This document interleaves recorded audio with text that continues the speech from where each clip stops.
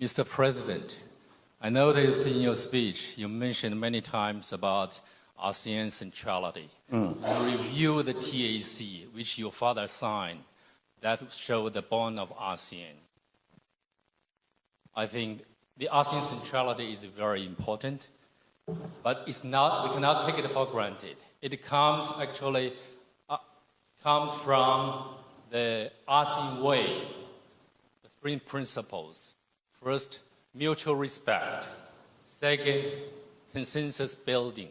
Third, considerate other parties' comfort level.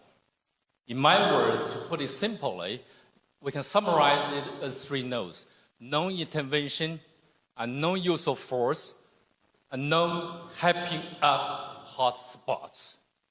Only because of these principles strictly followed by ASEAN members and other stakeholders that we have ensured the ASEAN and East Asia at large for a long-lasting peace since the end of the colonial rules in history. So we cherish a lot. I fully agree with you. I support the centrality of ASEAN. And even some professor like Cashion Makboni, he suggests ASEAN is deserved to award a Nobel Peace Prize. I agree with him.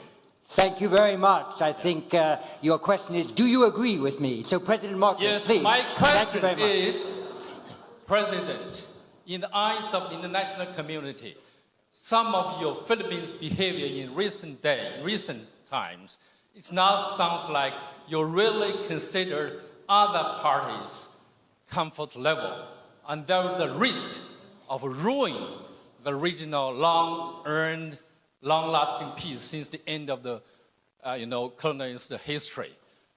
What's your comments on that? Thank you very much. Well, I cannot imagine what you must be referring to if the reference or the allusion is to the Philippines somehow tearing apart what we have agreed on with in ASEAN in terms of ASEAN centrality.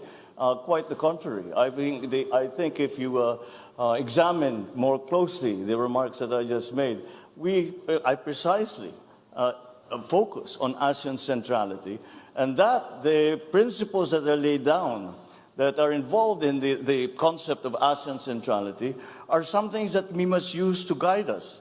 And if we have been distracted in the past years or so, then it's time for us to return and remember, once again, what ASEAN was created for. And that is to create an aggregation of nations that have very many common interests, and that can be, and that partnerships within that multilateral organization can help each other and help the region. And so the Philippines is still remains true to the principles that were established and upon which ASEAN was born. And I think, as I said, that many of these things we no longer speak of today, but we must, because they are as relevant today as they ever were, perhaps even more so, because the global situation is a great deal more complicated than it used to be before. I would even go far as to say there is no such thing as a regional issue any longer. We have all experienced the unexpected effects of the war in Ukraine, of the conflict in the Middle East, and all of these. And when we talk about the South China Sea, we have to also remember that the South China Sea is the passageway for half of the world trade. And therefore, the peace and stability of the South China Sea and the freedom of navigation of the South China Sea is a world issue. And that is what I am proposing. And I am saying that yes, it is a regional issue, but we must examine and be part of the discussion. We must include all parties in that discussion, because now it is not just ASEAN member states who are stakeholders, and it is quite easy to see that it is in fact the entire world that have become stakeholders in the peace and stability of our region.